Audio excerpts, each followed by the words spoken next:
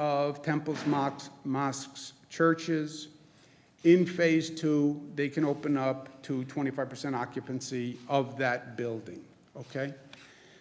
I was speaking to a minister about this. He said 25% occupancy, that's good news because it's better than 0.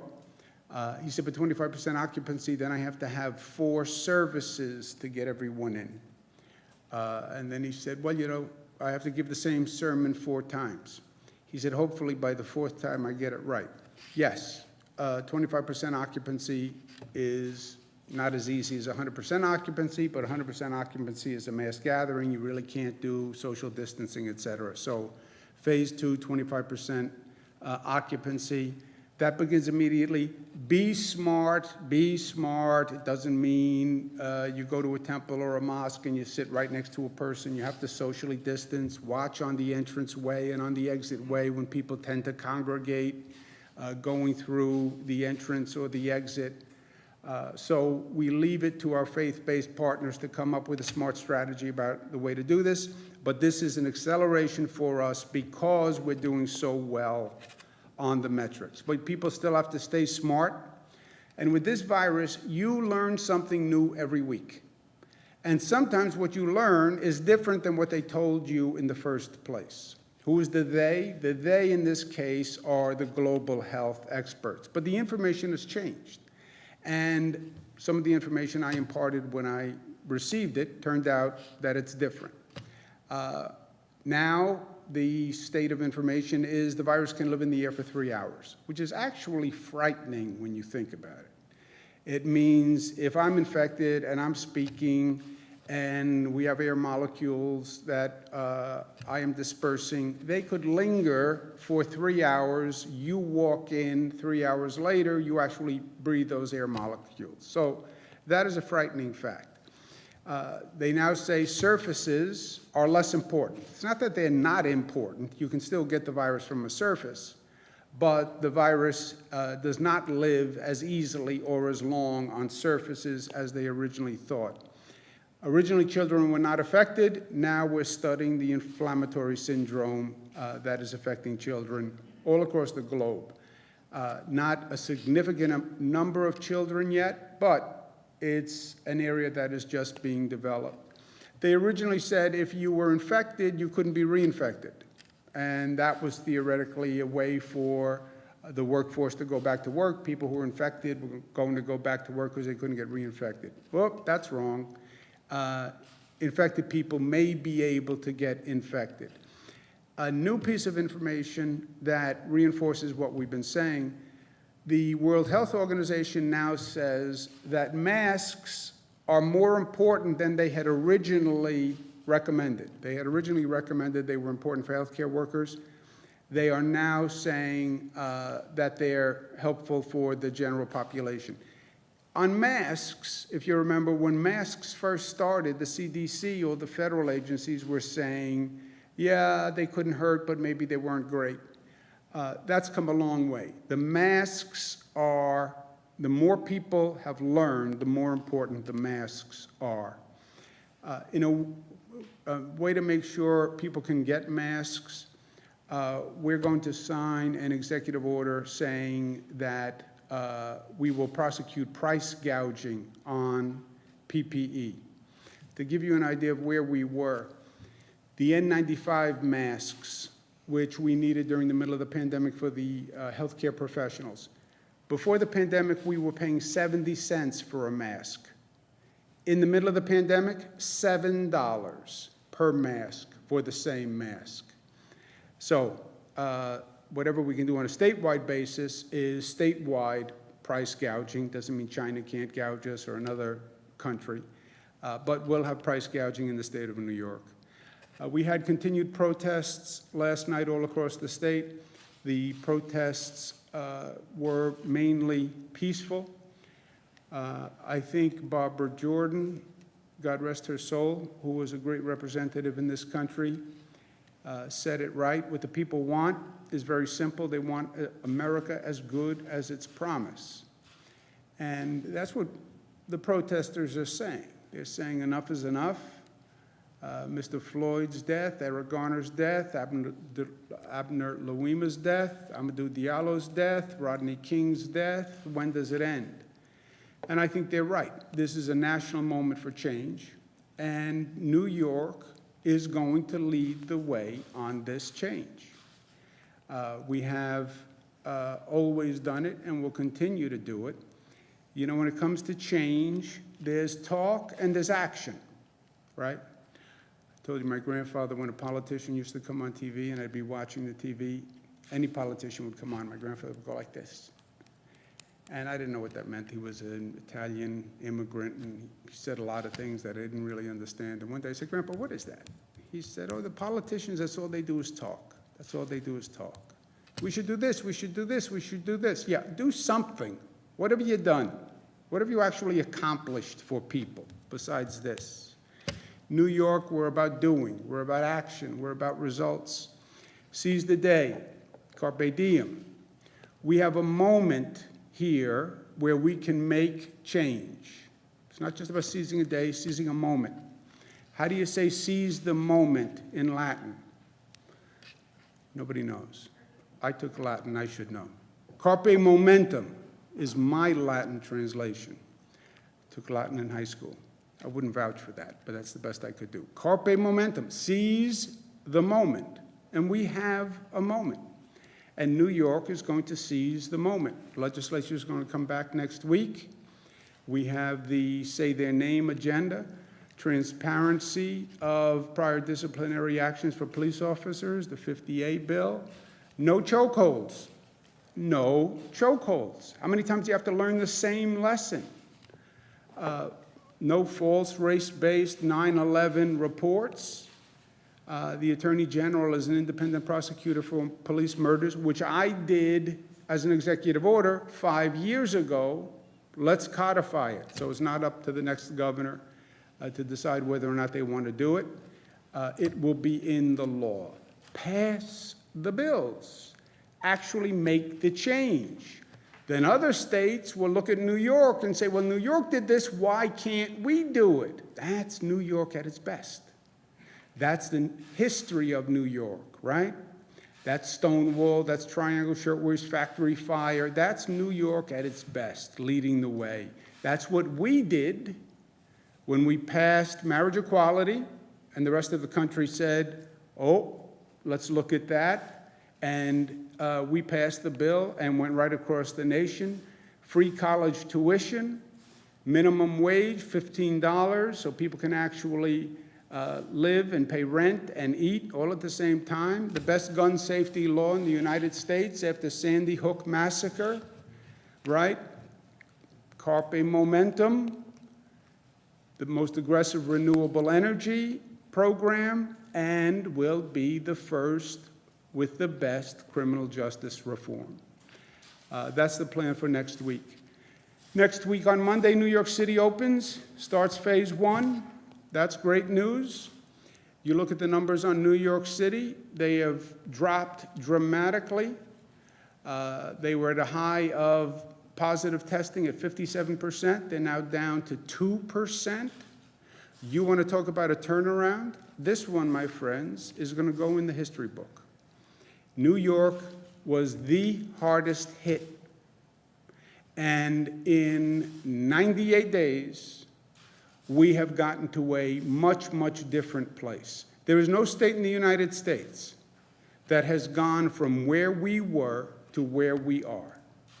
No state in the United States that has gone from where we were to where we are. You'd be hard-pressed to find a country that went from where we were to where we are. Hospitalizations went from 12,000 down to 1,500. Phase 1 guidelines starts Monday.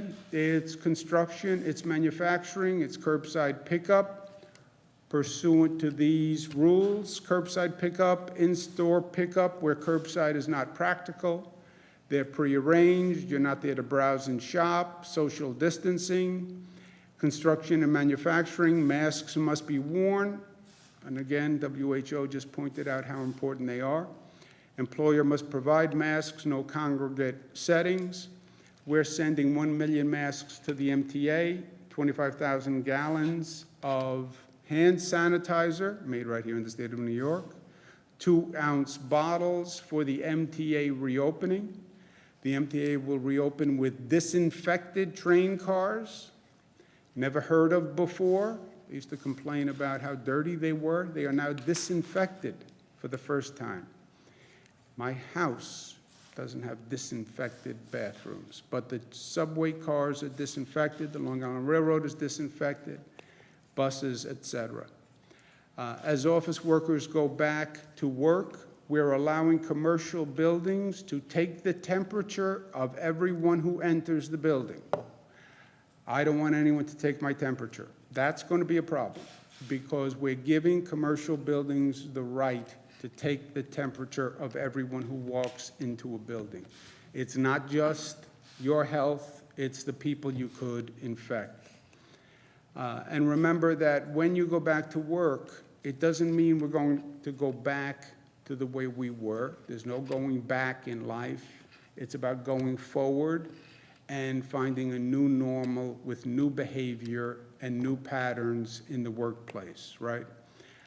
And we need everyone to cooperate with that as they've cooperated all along. But congratulations to the people of New York State because they did this. People of New York City did this. People of Albany did this. They heard the information, they reacted, they responded, and they were so smart in what they did and so disciplined, and they went through hell, but they rose to the occasion. We used to talk about flattening the curve. These signs that the state put up, do your part, flatten the curve. That's where we started. We didn't just flatten the curve, we bent the curve, right? Flatten the curve was stop the increase and get to a plateau. That's the flat of the curve, get to a plateau. We went beyond that in New York. We didn't flatten the curve, we bent the curve. And we went from the worst to one of the best in a very short period of time. This is the New York curve, this is the rest of the nation. And they did not have the problem that we had. New Yorkers did it. Don't get cocky, don't get arrogant. They say New Yorkers are arrogant. I think they're talking about some of the people in this room. New Yorkers are arrogant. Don't get cocky, don't get arrogant, but all the arrows are pointed in the right direction. And we're going to stay New York tough, smart, united, disciplined, loving. Questions? Are reporters still seeing peaceful protesters who are being shot by law enforcement or have been, in recent days, hit with batons by law enforcement? Should peaceful protesters be shoved or hit with batons if they don't clear out as fast as officers want? And how should officers enforce a curfew? The Attorney General is doing an investigation of these situations currently. This is reality TV. As the protests are going on, they are on video, and the Attorney General is investigating them as they occur. And a police officer who acts wrongfully will be called to task, period. Body cameras, videos, cell phones. The investigation is ongoing now. The action will be in real time. The Attorney General has to produce the report in about 3 weeks. So there will be, all of this comes to light on a daily basis, and there will be responsibility within the coming days if the local police department doesn't take responsibility. Buffalo, Mayor Brown, I think acted appropriately and quickly. That was a horrendous situation in Buffalo. And we saw pictures of that. Other police departments are suspending police. But police have to do their jobs, protect public safety, but there's also police abuse. There's abuse of power. Protesters, most of the protesters are peaceful. They are indignant. It is righteous indignation. I don't see anybody who could see the Mr. Floyd video and not be indignant. I don't understand how you could see that murder on videotape and not be outraged. And I said from day one, I shared that outrage. And yeah, police have to do their jobs, but they don't have the right to abuse, to hurt, to use unnecessary force. And they're going to be held accountable. Yeah, Joe? I was going to say on that, 2 of those officers this morning were charged with assault in Buffalo. What's your response to that? You were saying yesterday, what you saw, they should be fired. Yeah, I said I'm a former prosecutor, attorney general, assistant district attorney. I don't like to get ahead of the local prosecutors because very often a prosecutor knows something that you don't. I think if they know something that you don't, they should tell you because it's a big public confidence factor. But I said right away after Buffalo, I think the DA should look at it. I think there was criminal liability from what I saw on the video. And I think what the mayor did and what the district attorney did was right, and I applaud them for acting as quickly as they did. There's no tolerance for delay in justice in society anymore, right? Justice delayed is justice denied. I think in Minnesota, they got into trouble when the district attorney came out and said, well, I'm looking, I'm thinking, I know things that you don't know. People won't hear that anymore. You know things that I don't know. Tell me what you know. Tell me what you know that is different than what I saw on the video, right? I saw the video. I saw what happened. Well, I know something else. Tell me what you know that is better than what I saw, right? That's what they were saying in Minneapolis. So, Buffalo video, we saw the video. What we saw was horrendous and disgusting, I believe illegal. So if there's something else that I didn't see, or if what I saw was not correct, then tell me. Otherwise, do justice. And that's what the mayor did, and that's what the DA did. And good for them, good for them. And look, all of these are difficult situations, right? And I understand that this situation is superheated, it is controversial, people are frightened, people are polarized. There is no path that is going to make everybody happy. There's no path that is going to make everybody happy. There is no path. There is a path to do the right thing and to do the just thing. But there is no path to make everybody happy. And I think what the mayor did and the district attorney did was the right thing, right? I tell my people inside when they want to go through a whole protracted policy debate, I said, tell me, what is the right thing? I said, what is the right thing? All right, what does your gut say is the right thing? Forget trying to make people happy. Never works. Never works in life. Doesn't work in personal relationships, doesn't work in government. Just do the right thing. Yes? I have a question. Are you concerned that people are going to be walking away from their law enforcement careers just with the resignations that we saw for 57 in support of their fellow officers in Buffalo? And not having a law enforcement background, I'm hearing criticism from those in the law enforcement communities that we don't know the full story because we didn't see what was going on beforehand. And when you're assigned to a unit like that, you have to keep going. And that's why there are EMTs there. And, you know, you can't bend over in the gear that you're wearing. You don't have the proper PPE to bend down and help somebody. And that's why there are EMTs on the scene. Not my words, what's being said. I understand the argument that the police are trained to continue to move forward. I understand that argument. I don't know how that addresses the violence initially that knocks the man to the floor, right? Doesn't excuse that. And again, on these theories of you don't have the whole story. Well, then show me the whole story. If you have something different than what I saw, then tell me, because I know what I saw, and what I saw was terrible. So if you want to tell me you have something else, then tell me about something else. And look, a bad police officer is the enemy of every good police officer.